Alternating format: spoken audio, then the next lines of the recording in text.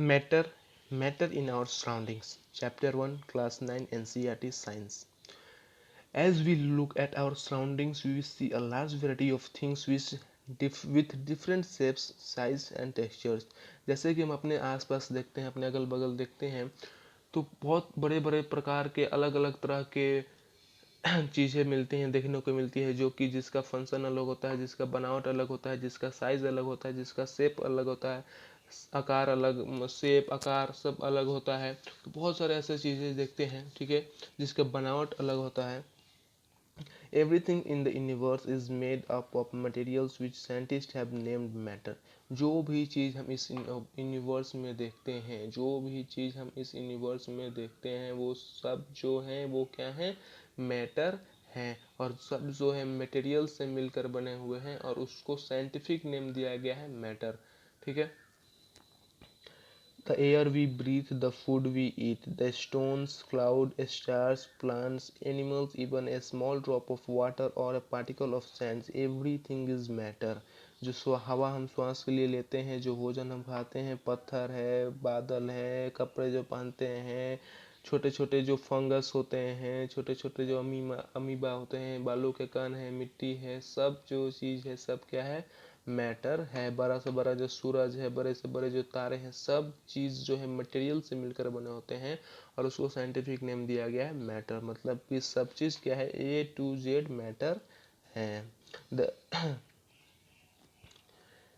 we can also see as we look around that all things mentioned above occupy a space and have mass. हम भी देखते हैं कि जो जो हम अभी यहाँ पर एग्जांपल में लिए और जिसके बारे में हम अभी डिस्कशन किए, सबके पास एक अपना मास होता है और सब जो है एक स्पेस को ऑक्यूपाई करते हैं। जैसे कि आप एग्जांपल ले लीजिए, किताब, take example as a book.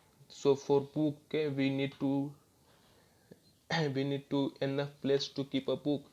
जैसे कि अगर किसी चेयर को या किसी बेड को, किसी टेबल को कहीं रखने के लिए उसके लिए एक जगह चाहिए, तो जो मैटर है वो एक स्पेस ऑक्यूपाई करते हैं। पानी को रखने के लिए एक जगह चाहिए, हवा को भरने के लिए एक जगह चाहिए।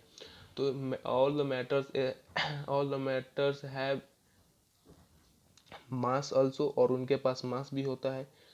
छोटा भले वो मास बहुत कम हो, भले मास बहुत ज़्यादा हो, सब बहुत ज़्यादा अगर बात करेंगे तो सब ज़्यादा मास में से आएंगे। बड़े बड़े तारे, सूरज, ये सबके पास ज़्यादा मास होगा। छोटे छोटे मास, इलेक्ट्रॉन, प्रोटॉन, इलेक्ट्रॉन के भी पास भी मास है, प्रोटॉन के भी मास है, न्यूट्रॉन के भी मास है। मास सबके पास होता है। तो ये इनका मास जो होता है बहुत छोटा छोटा होता है, लेकिन मास होता सबके पास है। In the other words, they both have mass and volume. They have both mass and volume. अगर बोले तो उनके पास मतलब मास भी है और वॉल्यूम भी है। वॉल्यूम क्या होता है, जैसे कि अम, कितना वो स्पेस ऑक्यूपाई कर रहा है किसी चीज़ को रखने का। अगर बताया जाए कि इसका वॉल्यूम कितना है, कंटेनर ले लिया जाए या एक बोतल ले लिया जाए, तो उसका वॉल्यूम कितना है, मतलब उसमें कितना पानी रखा जा सकता है, तो वो बताता है कि उसका वॉल्यूम कितना है, मतलब उसका स्पेस चाहिए पानी को रखने के लिए। तो एक सिंपल शब्द में बोल सकते हैं कि जितने भी मैटर हैं उनके पास मास और वॉल्यूम होता है। Since early times human beings have been trying to understand their surroundings. और जैसे कि ह्यूमन बींग्स जो होते हैं वो जिज्ञासुक होते हैं अपने आसपास की चीज़ों के बारे में जानने के लिए, कि उनके आसपास के जो चीज़ें हैं उनके क्या फ़ायदे हैं, क्या नुकसान है, ये कैसे बनते हैं, इसकी शुरुआत कैसे हुई है, जो जो है उसको जानने की वो कोशिश करते हैं। और कोशिश अभी भी हो रहा है, अभी भी रिसर्च होते रहते हैं, चाहे वो साइंटिफिक फील्ड में हो या चाहे वो धरती के अंदर हो या आकाश में हो। सब जो है रिसर्च होते रहता है। जो साइंटिस्ट है वो कोशिश करते रहते हैं कि वो जाने कि उनके सराउंडिंग्स, मतलब अगल बगल आस पास उनके क्या हैं और उसके क्या फ़ायदे हैं, क्या नुकसान है, उसकी शुरुआत कब से हुई, ये सब जानने की कोशिश करते रहते हैं। Early Indian philosopher classified matter in the form of the five basic elements, the पंच तत्व, air, earth, fire, sky and water. जो पहले हमारे जो फिलोसफर थे, पुराने समय के जो फिलोसफर थे, उन्होंने मैटर को 5 भागों में वर्गीकरण किया मैटर का। Air, fire, earth, sky and water. तो उन्होंने 5 तत्व बताया कि ये जो है उसको मैटर को उन्होंने 5 भागों में बांटा, air, earth, fire, sky and water.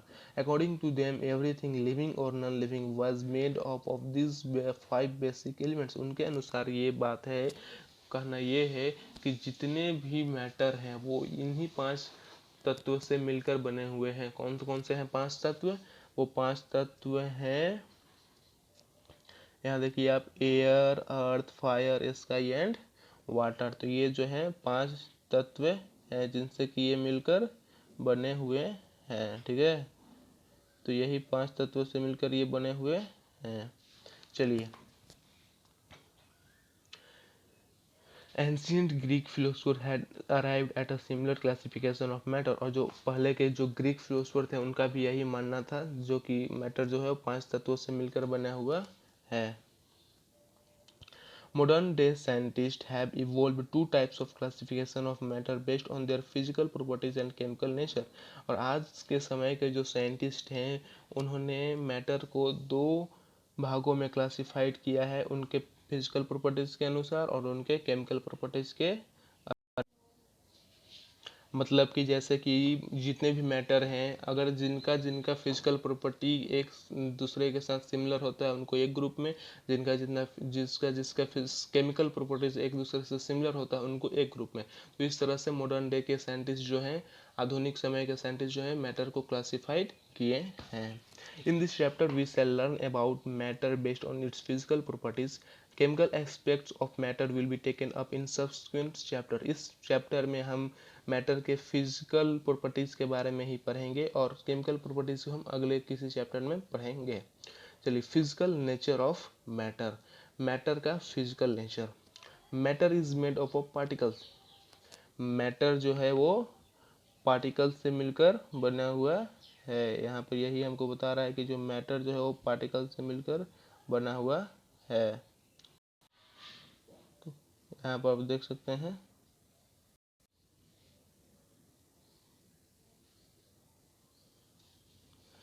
for a long time, 2 schools of thought prevailed regarding the nature of matter. One school believed matter to be continuous like a block of wood, whereas the other thought that matter was made up of particles like sand. Let us perform an activity to decide about the nature of matter. Is it continuous or particulate?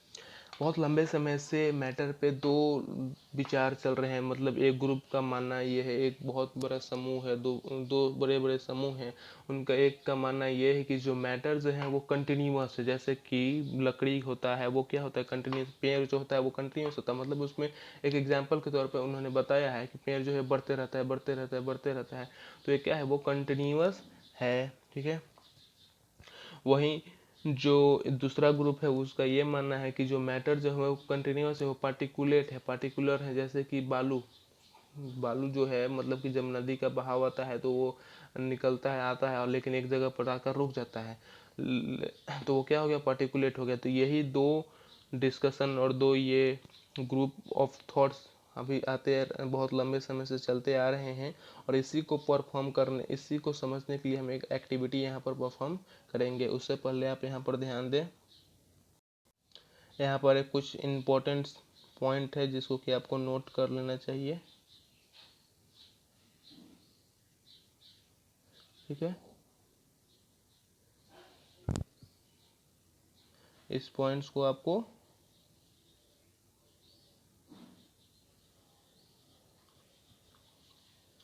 इस point को note करना चाहिए। The SI unit of the mass is kilogram, जहाँ की आपको मास का SI unit बताया है।